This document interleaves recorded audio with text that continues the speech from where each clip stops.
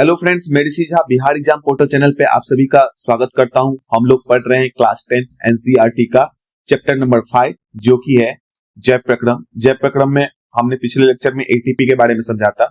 हम लोग मानव श्वसन तंत्र के बारे में पढ़ रहे हैं और आज जो हम लोग का टॉपिक ही है मानव श्वसन तंत्र, जैसे कि आप यहाँ पर देख पा रहे होंगे। ये जो हम लोग का टॉपिक है मानव श्वसन तंत्र के बारे में।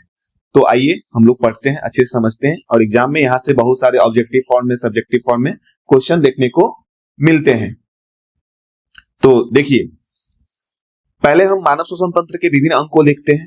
तो यहाँ पे आप जैसे कि इस डायग्राम में आप देख पा रहे होंगे, यहाँ जो ये डायग्राम है इसमें जो है ये है नसा द्वार, मुख गुहा, ग्रसनी, कंठ, श्वास नली, उपाशित कीवले, है ना, श्वसनी, श्वसनिकाएं, कुपिकाएं, डायफ्राम, पसली, ये सभी मिलके सम्मिलित रूप से श्वसन तंत्र का निर्माण करती है। और श्वसन में, श्वास लेने और छोड़ने में और हमारे बॉडी के अंदर ऊर्जा के निर्माण में बहुत बड़ी इनकी योगदान है। तो श्वसन तंत्र के विभिन्न अंग हैं, श्वसन तंत्र के प्रमुख अंग हैं, है ना। उस अंग तंत्र को समझते हैं, मानव श्वसन तंत्र के अंग क्या क्या होते हैं। तो आइए इसको हम लोग समझते हैं। तो यहां पर हम लिखेंगे, जैसे कि आप सभी कॉपी पेन लेके बैठे होंगे, हमारे साथ नोट करते चलिएगा। ये आपका नोट भी हो जाएगा, एग्जाम में बहुत काम आएगा, रिवीजन करने में भी आपको बहुत आसानी होगी।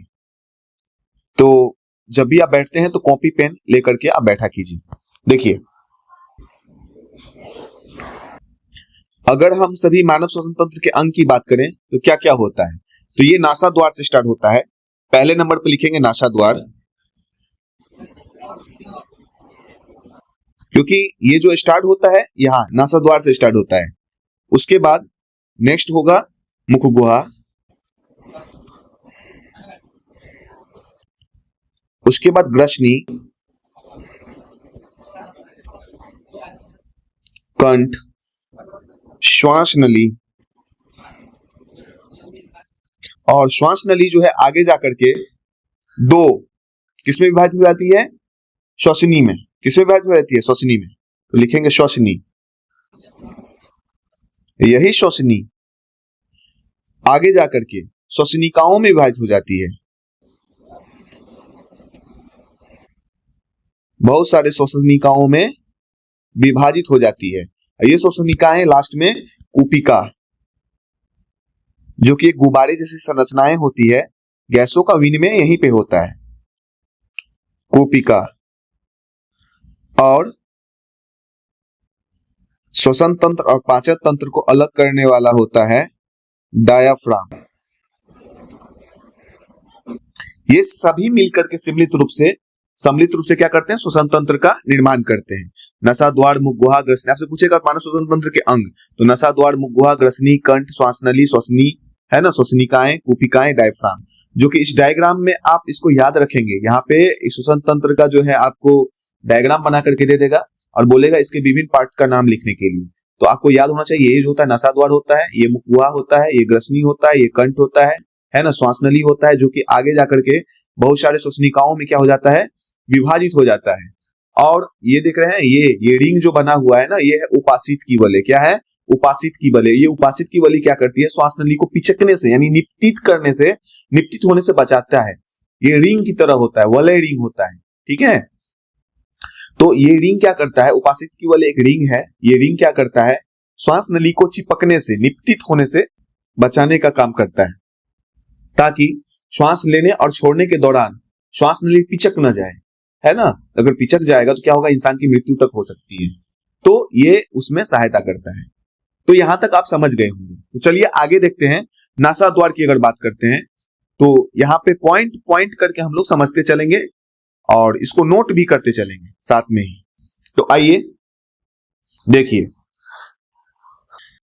तो देखिए वायु जो है, जैसे कि आप डायग्राम में देख रहे हैं, श्वास किस तरह से लिया जा रहा है, छोड़ा जा रहा है, लिया जा रहा है, छोड़ा जा रहा है, ठीक है।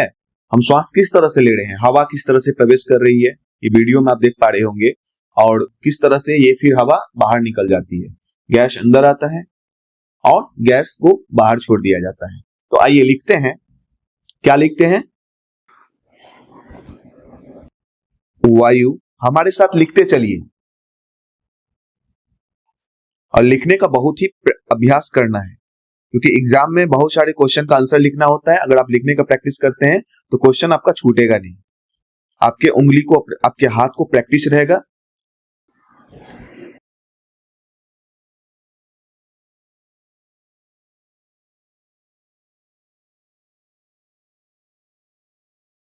नासा द्वारा जाती है। तो आप वीडियो में देख पा रहे होंगे, वायु शरीर के अंदर नासा द्वारा जाती है। और नासा द्वार जो होता है ना, उसके अंदर क्या होता है, नेक्स्ट पॉइंट लिखेंगे।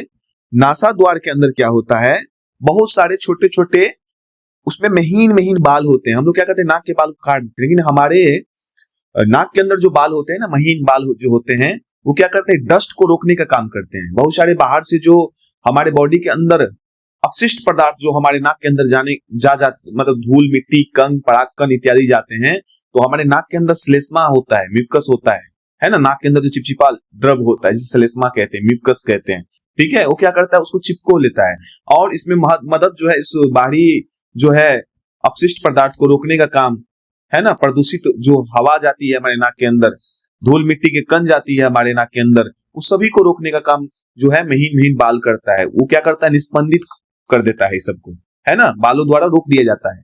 तो यहां पे लिखेंगे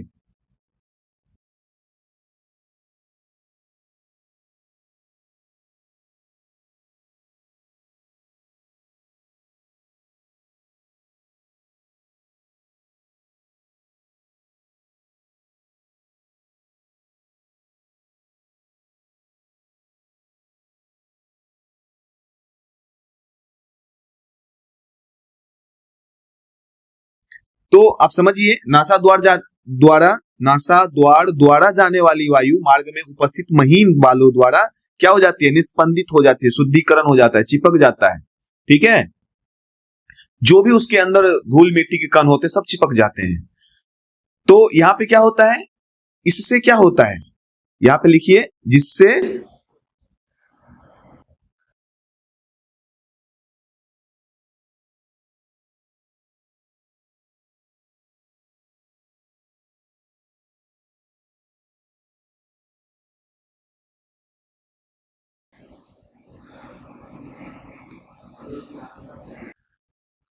अशुद्धियां, दूसरी अशुद्धियां रहित होती है, रहित होती है।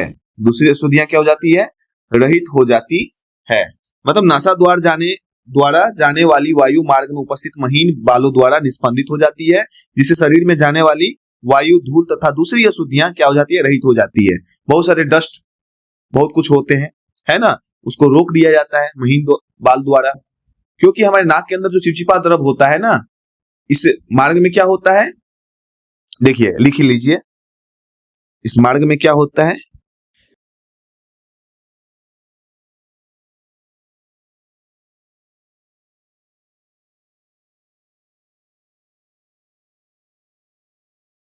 परत होती है, श्लेष्मा की परत होती है, जो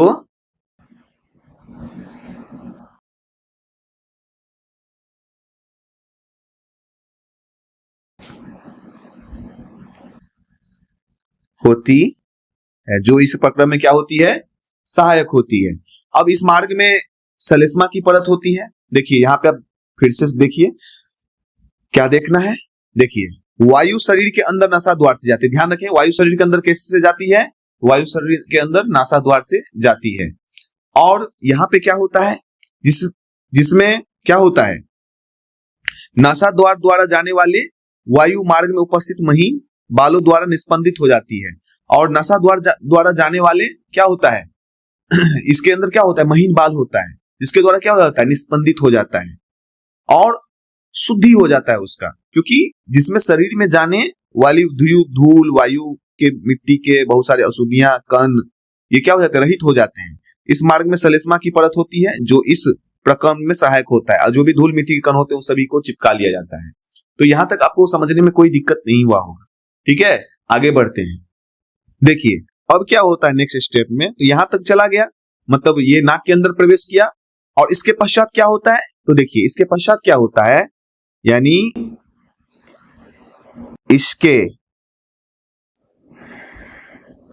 पश्चात वायु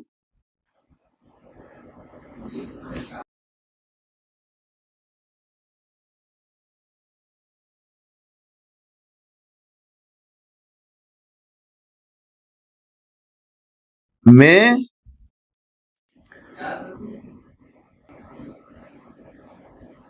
प्रवेश करती है। क्या होता है, ध्यान दीजिएगा, इसके पश्चात वायु ग्रसनी एवं कंठ से होते हुए श्वास नली में क्या करता है, प्रवेश करता है। कहां प्रवेश करता है, तो श्वास नली में ये जो है ये प्रवेश करता है। कहां प्रवेश करता है, श्वास नली में।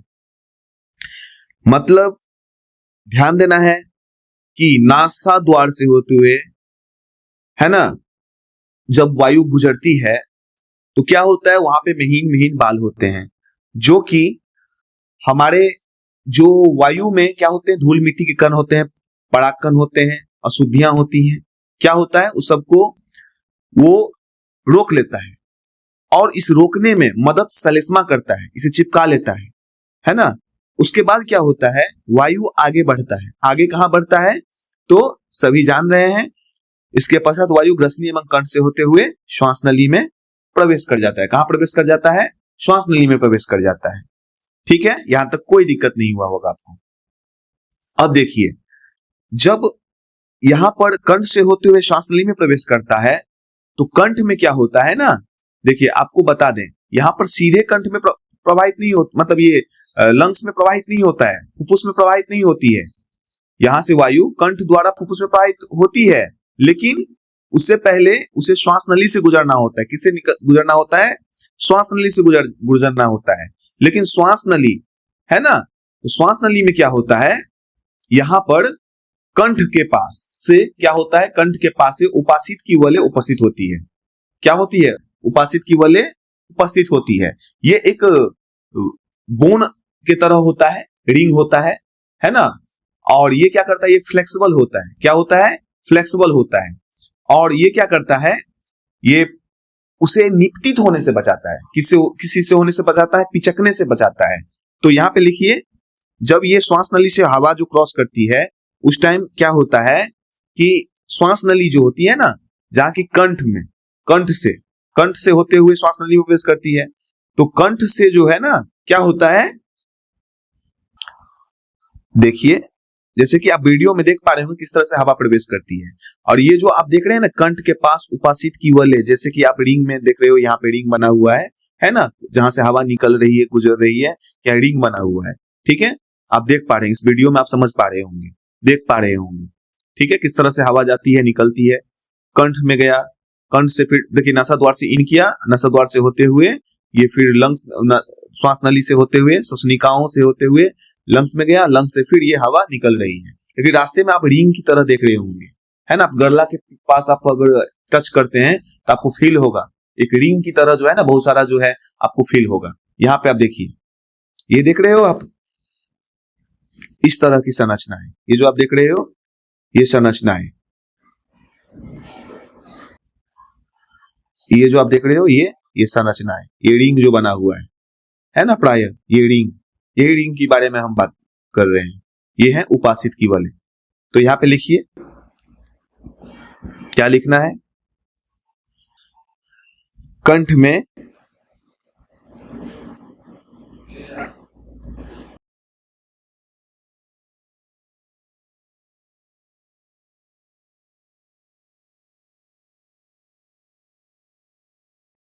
यानी पिचकने से कौन बचाता है, तो आप क्या लिखोगे, उपासित की वलय। ठीक है, यह क्या करता है, यह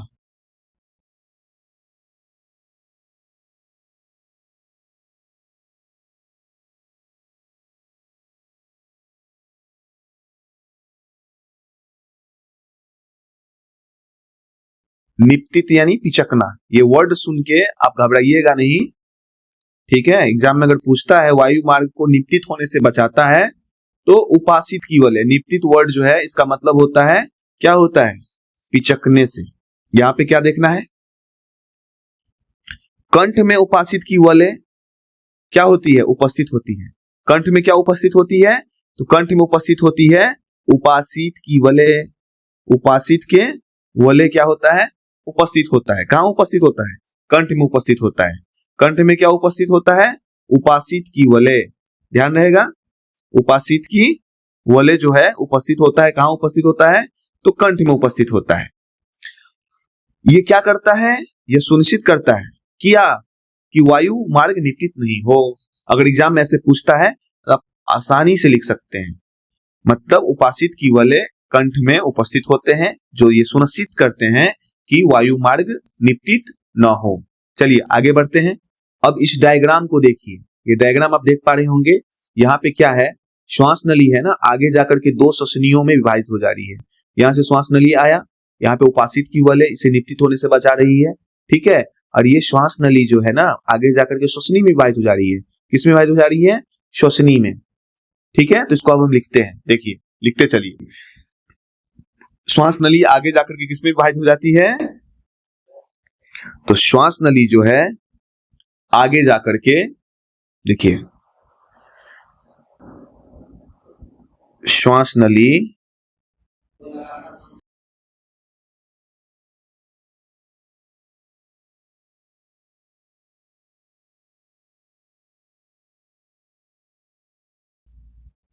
हो जाती है,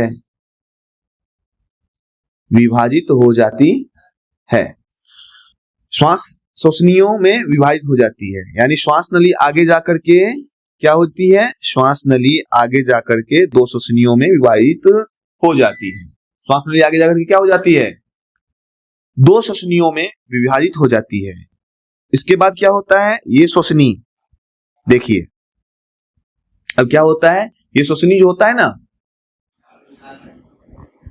ये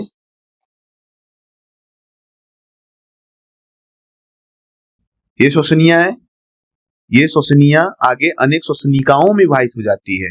अनेक श्वसनिकाओं में, जैसे क्या वीडियो में देख रहे हो ना, ये पतले पतले पतले पतले जो आपको दिख रहे हैं, जो श्वास नली आगे जाकर के अंगूर के गुच्छे से जाके जुड़े हुए हैं, है ना। तो गुच्छे क्या है वो भी समझाएंगे, लेकिन इससे पहले आप बहुत पतले पतले पतले पतले देख रहे होंगे, है ना। तो ये दोनों श्वसनिया फुफ्फुस में श्वास ले जाती है। ये क्या करती है, दोनों, यहां पे लिख देते हैं ब्रैकेट में, क्या होता है, दोनों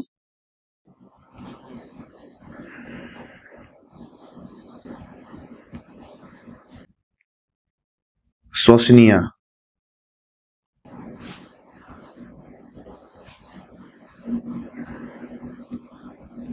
फुफ्फुस में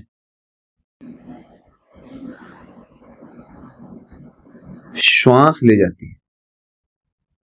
श्वास यहीं से जाता है, यहीं से आता है, ये मार्ग है, श्वास को ले जाने ले आने का मार्ग है। और ये जो मार्ग है ना, ये आगे जाता है, जैसे कि आप यहाँ पे आप क्या देखें, अभी कंठ में उपासित के वाले होते हैं उपस्थित, यहां आपने देखा, ठीक है। यह सुनिश्चित करता है कि वायु मार्ग निपतित न हो। उसके बाद क्या देखा, ये जो श्वास नली था ना, कंठ के अंदर श्वास नली स्टार्ट होती है, श्वास नली आगे दो श्वसनियों में विभाजित हो जाती है।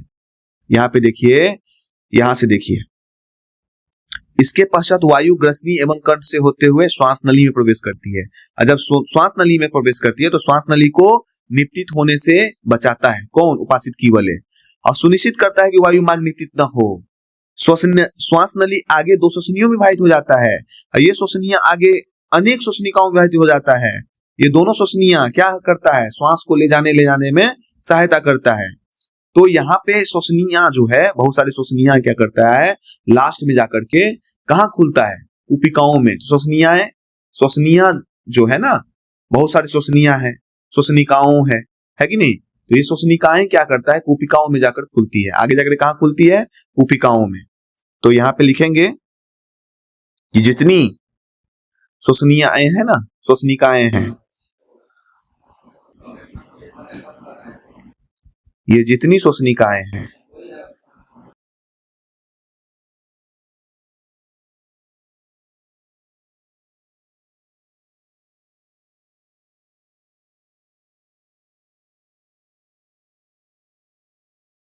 कुपिकाएं का फिगर आप देख पा रहे होंगे, यहाँ पे अंगूर की तरह गैप्स, गुब्बारे गुब्बारे आप देख पा रहे हैं।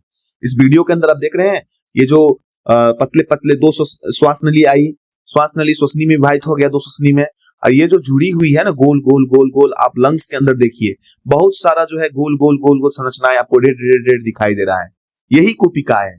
गैस का विनिमय यही होता है, यही जो आप देख रहे हैं ये क्या है, प्राय ये कुपिकाएं हैं। और हमारे शरीर के अंदर जो गैस का विनिमय होता है प्राय यहीं से होता है, ये ध्यान रखना। गैसों का विनिमय कहाँ होता है, कुपिकाओं में होता है, जैसे कि आप वीडियो में देख पा रहे हैं। अब देखिए यहाँ पर गैस का जो विनिमय होता है प्राय किस तरह से होता है, इसको हम लोग अब समझते हैं किस तरह से होता है। तो देखिए इस कुपिकाओं के बारे में आपको हम बता दें, ये जो कुपिकाएं हैं इसके बारे में हम आपको बता दें, एक बात और बता दें। देखिए ये जो कुपिकाएं होती है ना, तो हमारे दोनों लंग्स में है ना, एक सामान्य जो लंग्स होता है, फुफ्फुस होता है, इस फुफ्फुस में है ना क्या होता है, तो यहाँ पे आपको लिख देते हैं, ये ध्यान रखिएगा क्योंकि एनसीईआरटी में दिया है तो हम लिख देते हैं। 30 करोड़ कुपिकाएं मौजूद होती हैं हमारे, 30 करोड़ कुपिकाएं होता है हमारे फुफ्फुस के अंदर। कितने कुपिकाएं होती है, तो 30 करोड़ कुपिकाएं होती है। कितनी कुपिकाएं होती है, 30 करोड़ कुपिकाएं होती है, ये ध्यान रखिएगा। और ये जो कुपिकाएं होती है ना, इसकी संरचनाएं होती है, ये जो कुपिकाएं आप देख पा रहे हैं इस वीडियो के अंदर, इसकी संरचनाएं होती है कैसे, तो कुपिकाएं जैसे कि वीडियो में देख रहे हैं ना आप, ये गुब्बारे जैसी संरचना, गोल गोल गोल गुब्बारे की तरह ये संरचनाएं हैं, है ना। हमारे एनसीईआरटी को आप देखिए, यहां भी दिखाया गया है, यही कुपिका है। ये जो आप देख रहे हो ये कुपिकाएं हैं, है ना, ये गोल गोल गोल गोल गोल इतनी सारी देख रहे हैं ना, ये सभी क्या है, कुपिकाएं हैं। और ये जो आप देख रहे हैं ना श्वसनिकाएं हैं, ये जो श्वसनिकाएं देख रहे हैं ये ही आ रही है, इसके लास्ट छोर में जाकर के बहुत सारे गोल गोल गोल गोल कुपिकाओं में जाकर के ये खुल रहा है ना। तो आप ये बात जो है आप समझ गए होंगे, यही कुपिकाएं का संरचना है। और आपको बता दें, जैसे कि आप इस वीडियो में भी आप देख पा रहे हैं, इस वीडियो में आप देख पा रहे हैं किस तरह से ये कुपिकाएं जो है गैसों का आदान प्रदान इसके अंदर होता है। ये सभी बात आप समझ गए होंगे इस वीडियो के अंदर, वीडियो को देखने के बाद। क्लियर है, तो इसके बारे में कुछ कुछ बातें हैं जो लिख देना है। क्या लिखना है, क्या करता है काम, तो देखिए किस तरह से ये काम करता है। ये काम ऐसे करता है कि पहले इसकी संरचनाएं को देखते हैं, तो गुब्बारे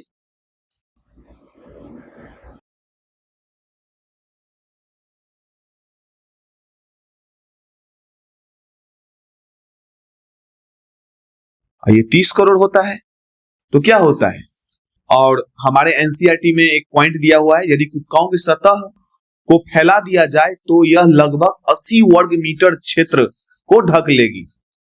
80 वर्ग मीटर क्षेत्र को क्या करेगा, ढक लेगा। सोच सकते हैं अगर इसको फैलाते हैं तो मान के चलिए 100 मीटर इतने लंबे दीवार को जो है ना ये ढक देगा। इतनी बड़ी मान के चलिए इसके अंदर सतही क्षेत्रफल होता है। अगर सारे कुपिकाओं के गुब्बारे को अगर हम उसको फैला दें, है ना, उसको निकाल के फैला दें, तो 80 मीटर वर्ग क्षेत्र को क्या करेगा, ये ढक लेगा। ठीक है, तो ये क्या करता है, अधिक सतही क्षेत्रफल प्रदान करता है, और जिसमें क्या होता है, गैसों का आदान प्रदान होता है। जिसमें क्या होता है, जिसमें गैसों का आदान प्रदान होता है, गैसों का आदान प्रदान होता है। कुपिका के अंदर क्या होता है, गैसों, जैसे कि आप देख रहे हैं कुपिकाएं गुब्बारे जैसी संरचना होती है। देखें एक बार, कुपिकाएं गुब्बारे जैसी संरचना होती है। कुपिकाएं अधिक सतही क्षेत्रफल प्रदान करती है, जिसमें गैसों का आदान प्रदान होता है, विनिमय होता है ना। और एक बात बता दें इसके बारे में, नेक्स्ट स्टेप देखिए। नेक्स्ट स्टेप में लिखना है, आदान प्रदान होता है तो कुपिकाओं से क्या होगा, हमारे हार्ट से, मानव हृदय से बहुत सारी रुधिर वाहिकाएं जुड़ी होती है, रुधिर वाहिकाएं आकर के जुड़ी होती है। तो वहां पे क्या होता है, रुधिर वाहिकाओं में क्या होता है, प्राय हीमोग्लोबिन होता है, ब्लड आरबीसी होता है ना। तो ये आरबीसी ब्लड जो है ये क्या करता है, हीमोग्लोबिन क्या करता है, इस ऑक्सीजन को जोड़ के ले जाता है, क्योंकि हवा के अंदर क्या है, ऑक्सीजन है। हमारे बॉडी को क्या चाहिए, ऊर्जा चाहिए, और ऊर्जा चाहिए तो ये ऊर्जा कैसे मिलेगा, जब ग्लूकोज का विखंडन होगा। हमारे शरीर को ऊर्जा कब मिलेगा, जब देखिए जब C6H12O6 है ना, ये ऑक्सीजन से अभिक्रिया करेगा, तभी तो CO2 बनेगा। सांस छोड़ते हैं तो क्या छोड़ते हैं, CO2 गैस छोड़ते हैं, है ना, और जल बनेगा, और क्या बनेगा, ऊर्जा बनेगा। ये सभी बातें तभी होगी। और उद्देश्य क्या है, ऊर्जा बनाना। उद्देश्य क्या है, 38 ATP ऊर्जा बनाना, है ना। तो उद्देश्य की पूर्ति हमें करना है। किसकी पूर्ति करना है, तो उद्देश्य की पूर्ति करना है।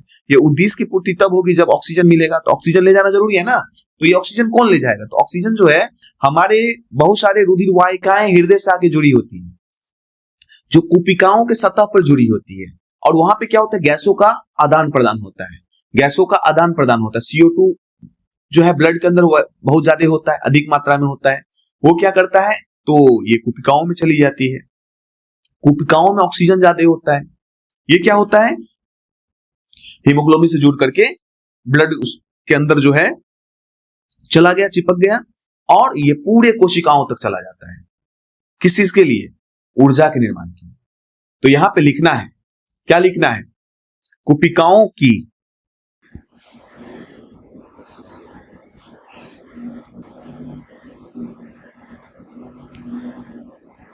भित्ति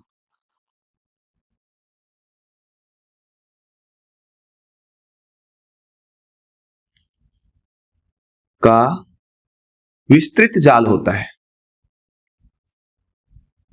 फैला होता है, जैसे कि वीडियो में आप देख पा रहे हैं, विस्तृत जाल होता है। देख रहे हैं किस तरह से जो है ये विस्तृत जाल है ना।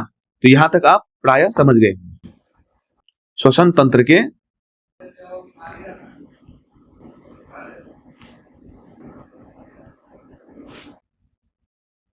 श्वसन तंत्र का कार्य प्रणाली, श्वसन तंत्र का कार्य प्रणाली को हम सभी लोग समझेंगे। श्वसन तंत्र का कार्य प्रणाली को हम सभी लोग आइए समझते हैं। देखिए क्या होता है जब हम श्वास लेते हैं, लिखते चलिए साथ में, जब हम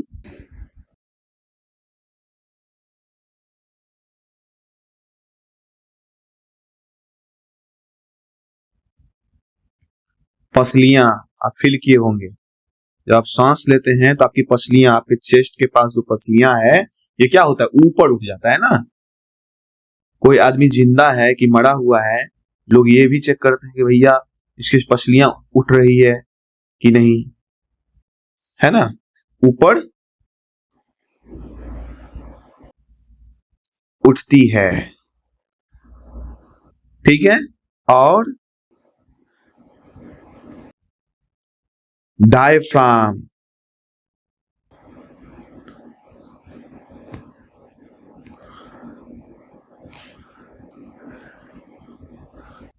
चपटा होता है।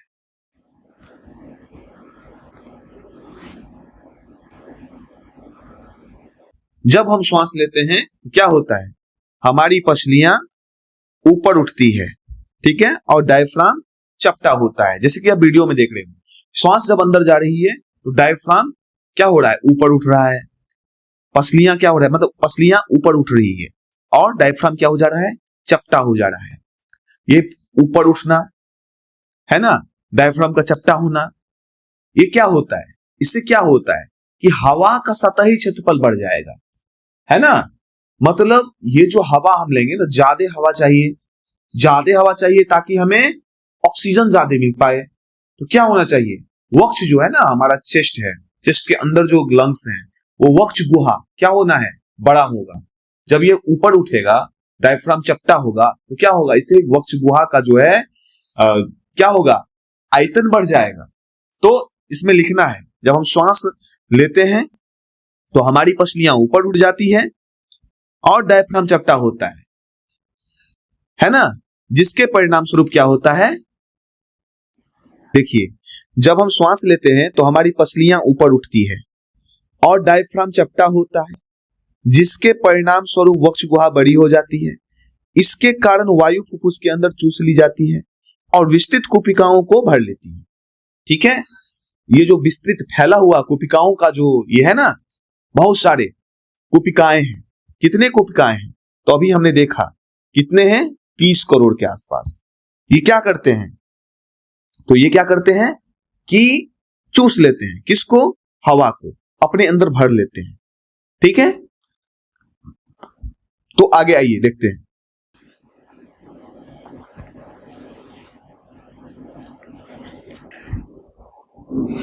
अब देखिए यहां पे क्या होता है कि बहुत सारे रुधिर वाहिकाएं होती है।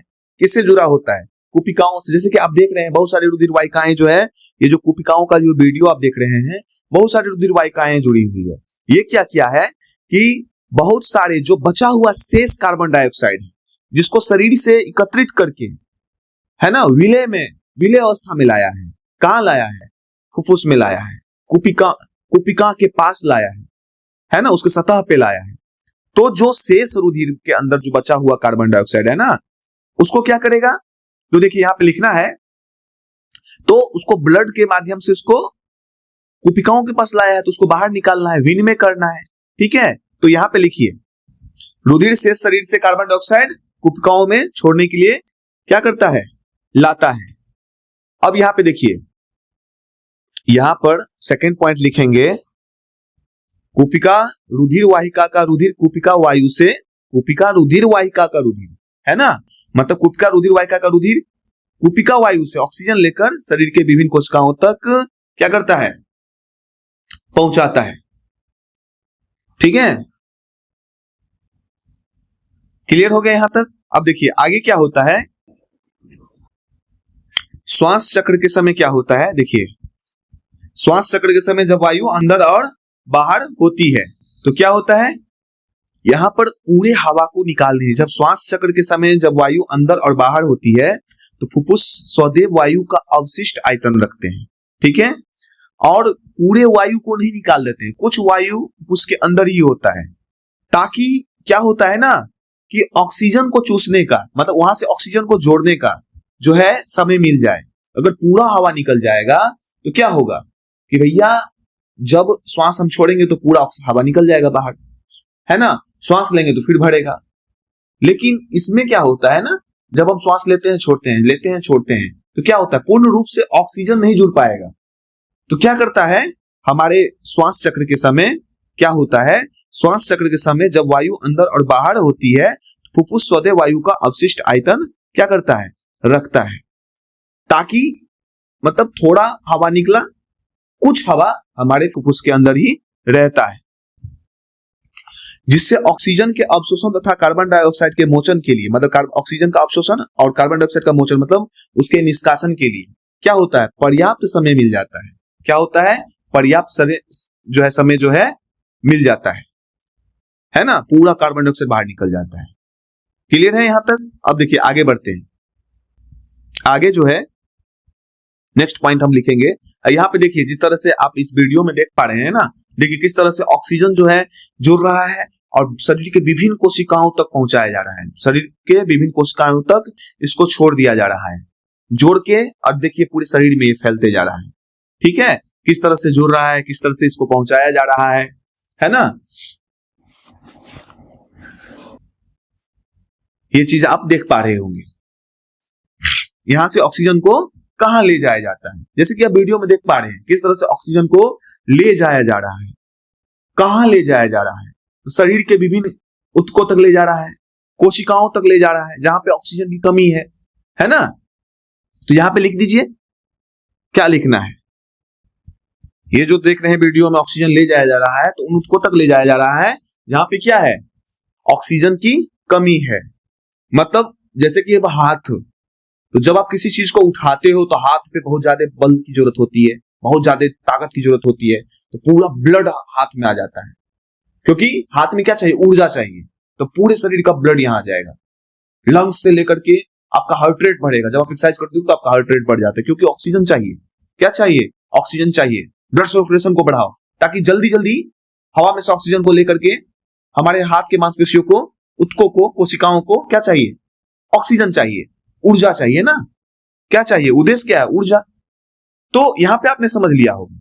अब देखिए ये जो है ना मानव में श्वसन वर्णक, अब यहां से देखिए अब ले कौन जाता है, किसके द्वारा ले जाया जाता है। यहां से क्वेश्चन आ जाता है एग्जाम में कि भैया ये जो ऑक्सीजन को ले जाने वाला कौन है, ब्लड में कौन है जो ऑक्सीजन को ले जाता है ना। तो ब्लड के अंदर क्या होता है, हमारे श्वसन में श्वसन वर्णक पाया जाता है। क्या होता है, श्वसन वर्णक। मानव में श्वसन वर्णक कौन है, तो ब्लड में कौन है श्वसन वर्णक, हीमोग्लोबिन। ठीक है, तो यहां पे लिख दे, इंपोर्टेंट ये लाइन है, ये इंपोर्टेंट है, एग्जाम में पूछेगा कि मानव में श्वसन वर्णक कौन है, तो मानव शरीर में श्वसन वर्णक हीमोग्लोबिन को कहा गया है। तो देखिए मानव में, जैसे कि आप वीडियो में देख पा रहे होंगे, ये जो आप red red red dot dot देख रहे हो यही श्वसन वर्णक है, हीमोग्लोबिन है। ये क्या है, हीमोग्लोबिन, जिसे श्वसन वर्णक कहा जाता है। यहां पे ध्यान दें, मानव में श्वसन वर्णक किसे कहा गया है, तो मानव में जो है श्वसन वर्णक किसको कहा गया भैया, तो मानव में श्वसन वर्णक हीमोग्लोबिन है ना, जो ऑक्सीजन के लिए क्या रखता है, जो ऑक्सीजन के लिए उच्च बंधुता रखता है। और ये उपस्थित कहां होता है, यह उपस्थित कहां होता है ना, यह वर्णक कहां उपस्थित होता है, तो यहां पे ब्रैकेट में हम लिख देते हैं, ध्यान रखिएगा। ये जो हीमोग्लोबिन है ना, यह वर्णक है ना, मानव शरीर श्वसन वर्णक, ये श्वसन वर्णक हीमोग्लोबिन है ना, ये कहां उपस्थित होता है, तो यह वर्णक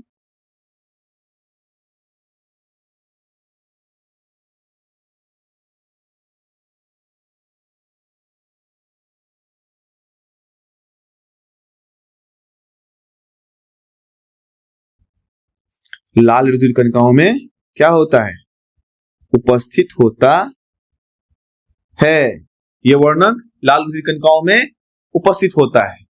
ठीक है, और हमारे शरीर में ये ऑक्सीजन इसको जोड़ के ले जाता है। ठीक है, और आपको बता दें कार्बन डाइऑक्साइड जो आता है ना हमारे श्वसन में, जो ब्लड में जो कोशिकाओं से कार्बन डाइऑक्साइड को छोड़ा जाता है, ठीक है, तो कैसे आता है, तो यहां पे आपको हम बता देते हैं। देखिए जो हमारे कोशिकाओं से ब्लड लेकर के कार्बन डाइऑक्साइड को आता है ना, तो कैसे लेके आता है,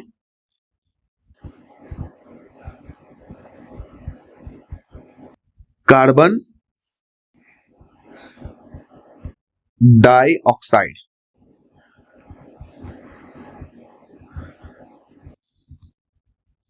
कार्बन डाइऑक्साइड जल में अधिक विलेय है। याद रखिएगा, आप सभी कोको कोला पीते हैं, है ना, कार्बनिक क्या होता है, वाटर होता है। जब उसको ठंडे कोको कोला के बोतल को आप हिलाते हैं, थम्स अप स्प्राइट के बोतल को, उसमें से गैस निकलता है, उसमें विलेय अवस्था में कार्बन डाइऑक्साइड होता है ना। कार्बन डाइऑक्साइड जल में अधिक विलेय है, और तो कार्बन डाइऑक्साइड का क्या है, जल में अधिक विलेय है, और इसलिए इसका परिवहन हमारे रुधिर में विलेय अवस्था में होता है। तो यहां पर हमारा श्वसन तंत्र होता है खत्म। चलिए एक बार शुरू से रिवीजन करते हैं इसका। अब आइए हमको शुरू से आपको हम समझाते हैं। मानव श्वसन तंत्र, मानव श्वसन तंत्र के अंग नसा द्वार, मुख गुहा, ग्रसनी, कंठ, श्वासनली, श्वसनी, श्वसनिकाएं, कुपकाएं, डायफ्राम, ये सभी सम्मिलित रूप से श्वसन तंत्र के निर्माण करते हैं। ठीक है, अब देखिए श्वसन तंत्र में क्या होता है, हम हवा को लेते हैं, जैसे कि आप वीडियो में देख रहे हैं किस तरह से हम हवा को लेते हैं, हवा को छोड़ते हैं। नाक के द्वारा श्वास अंदर जाता है ना, वायु अंदर जाता है नासा द्वार के द्वारा। ये जो आप देख रहे हो वीडियो में, ये जो अंदर जा रहा है ना, बाहर हो रही है, अंदर जा रही है, बाहर हो रही है, ये नसा द्वार के द्वारा हो रही है। ठीक है, क्लियर है, समझ गए। तो यहाँ पे देखिए क्या लिखा, वायु शरीर के अंदर नसा द्वार से द्वारा जाती है। अब देखिए नसा द्वार द्वारा जाने वाली वायु मार्ग में उपस्थित महीन बालों द्वारा निस्पंदित हो जाती है। शुद्धिकरण हो जाता है, चिपका लिया जाता है उसको, जो भी डस्ट होता है, धूल मिट्टी के कण होते हैं, है ना, जो हमारे लंग्स के लिए सही नहीं है, हमारे स्वास्थ्य के लिए सही नहीं है, क्योंकि उसके ऊपर क्या होता है, तो एक तो होते हैं महीन बाल होते हैं, जिससे शरीर में जाने वाले वायु, धूल मिट्टी, दूसरी अशुद्धियां रहित हो जाती है। और देखिए इस मार्ग में क्या होता है, सलेस्मा की परत होती है जो इस प्रक्रम में सहायक होती है। और इस मार्ग में क्या होता है, सलेस्मा क्या होती है, परत होती है जो इस प्रक्रम में सहायता करता है। जो नाक से हवा जा रही है ना, तो वहां पे क्या होता है, पतले पतले महीन छोटे छोटे बाल होते हैं, है ना, वो क्या करते हैं, निस्पंदित कर देते हैं। और सलेस्मा जो होता है म्यूकियस, वो पानी नाक के अंदर आपका होता है, जो कि आपको कोल्ड कफ होता होगा, सर्दी होता होगा तो निकलने लगता है बाहर, है ना, वो क्या करता है, डस्ट धूल मिट्टी कण को चिपका लेता है, और चिपका करके जब आप वो सूख जाता है तो आप नाक से निकालते हो तो काला काला काला आपको दिखेगा, वही है ना, वो धूल मिट्टी डस्ट के कण है। ठीक है, क्लियर है, कोई इसमें प्रॉब्लम आपको नहीं हुआ होगा। इसके पश्चात वायु ग्रसनी एवं कंठ से होते हुए श्वास नली में प्रवेश करती है। और इसके बाद क्या होता है, देखिए जैसे कि आप वीडियो में देख रहे हैं कि वायु ग्रसनी से होते हुए, कंठ से होते हुए श्वास नली में प्रवेश करती है।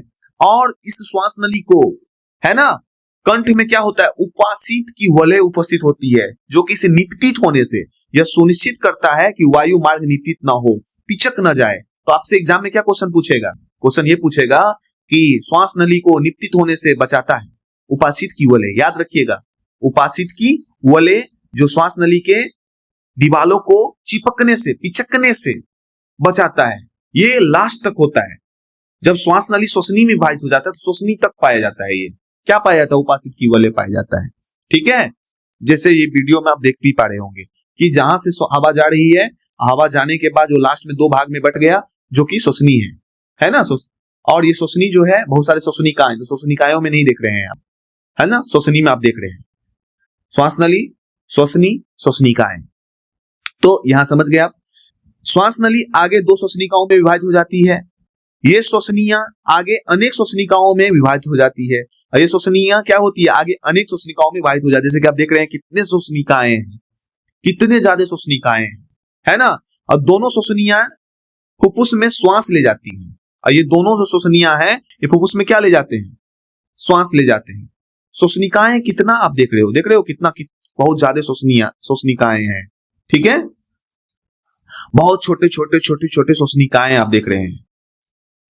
ये श्वास नली, यही नली आगे श्वसनिया में चला गया, विभाजित हो गया, और ये आगे जाकर के श्वसनिकाओं में विभाजित हो गया, बहुत सारे श्वसनिकाओं में विभाजित हो गया। ठीक है, श्वसनिकाएं जो आगे चलकर कुपिकाओं में खुलती है, और ये कुपिकाएं जो होती है ना, ये कुपिकाएं हमारे फुफ्फुस के अंदर, दोनों फुफ्फुस के अंदर 30 करोड़ के आसपास होता है। कितना होता है, 30 करोड़ कुपिकाएं होती है। कितना होता है, 30 करोड़ कुपिकाएं की संरचनाएं होती है। ये कुपिकाएं गुब्बारे जैसी होती है। देखिए यहाँ पर कुपिकाएं अधिक सतही क्षेत्रफल प्रदान करती है, कुपिकाएं गुब्बारे जैसी संरचना होती है, कुपिकाएं अधिक सतही क्षेत्रफल प्रदान करती है, जिससे गैसों का आदान प्रदान होता है, इससे गैसों का क्या होता है, आदान प्रदान होता है। कुपिकाओं की भित्ति में रुधिर वाहिकाओं का विस्तृत जाल होता है। जैसे अब देखिए श्वसन तंत्र की कार्य प्रणाली को हम लोग समझते हैं। देखिए कैसे श्वसन तंत्र की कार्य प्रणाली कार्य करता है। हम श्वास लेते हैं, छोड़ते हैं, बस इतना ही जानते आ रहे हैं, है ना, लेकिन यहाँ पे हम समझते हैं जब हम श्वास लेते हैं तो हमारे पसलियां ऊपर उठती है, चेस्ट का जो वक्ष गुहा है वो फैल जा रहा है ना। तो श्वास जब लेते हैं आप फील भी कर सकते हैं, अपना चेस्ट पे हाथ रखिए, किस तरह से जो है कोई सोया हुआ व्यक्ति है, कुत्ता है, बिल्ली है, भैंस को आप देखते होंगे तो उसकी पसलियां ऊपर नीचे होती है। तो क्या है, जब हम श्वास लेते हैं तो हमारी पसलियां ऊपर उठती है और डायफ्राम चपटा होता है, जिसके परिणाम स्वरूप वक्ष गुहा क्या हो जाता है, बड़ी हो जाती है। ठीक है, इसके कारण वायु फुफ्फुस के अंदर चूस ली जाती है। इसके कारण क्या होता है, इसके कारण वायु फुफ्फुस के अंदर चूस ली जाती है और विस्तृत कुपिकाओं को भर लेती है, क्लियर है, कोई दिक्कत नहीं है। तो रुधिर शेष शरीर से कार्बन डाइऑक्साइड कुपिकाओं में छोड़ने के लिए लाती है, और जो सुरुधिर होता है ना, जैसे कि C6H12O6 जो 6O2 से अभिक्रिया करता है, तो परिणाम स्वरूप क्या होता है, कार्बन डाइऑक्साइड बनता है, जल का भी निर्माण होता है, ठीक है, ऊर्जा बनता है। लेकिन ये जो CO2 बनता है ना, ये रुधिर में विलय अवस्था में घुल के हमारे कुपिकाओं के पास आता है, और यहाँ पे वही बात है, रुधिर से शरीर से कार्बन डाइऑक्साइड कुपिकाओं में छोड़ने के लिए लाता है। रुधिर आता है, बहुत सारी रुधिर वाहिकाएं जुड़ी होती है कुपिकाओं के पास। कुपिकाएं रुधिर वाहिका का रुधिर कुपिका वायु से ऑक्सीजन लेकर शरीर की सभी कोशिकाओं तक पहुंचाती है। CO2 दे देती है और ऑक्सीजन ले लेती है, हीमोग्लोबिन चिपका लेता है और लेकर के विभिन्न जहां जहां शरीर को जिस ऊतक को जरूरत है वहां पहुंचा देता है। श्वास चक्र के समय जब वायु अंदर और बाहर होती है तो फुफ्फुस सदैव वायु का अवशिष्ट आयतन रखते हैं। जब हम श्वास लेते हैं ना, श्वास चक्र के समय जब हम वायु को अंदर या बाहर करते हैं तो फुफ्फुस क्या करता है, सदैव वायु का अवशिष्ट आयतन रखता है, मतलब रखता है, कुछ हवा, पूरा हवा नहीं निकाल देता है, कुछ रखता है।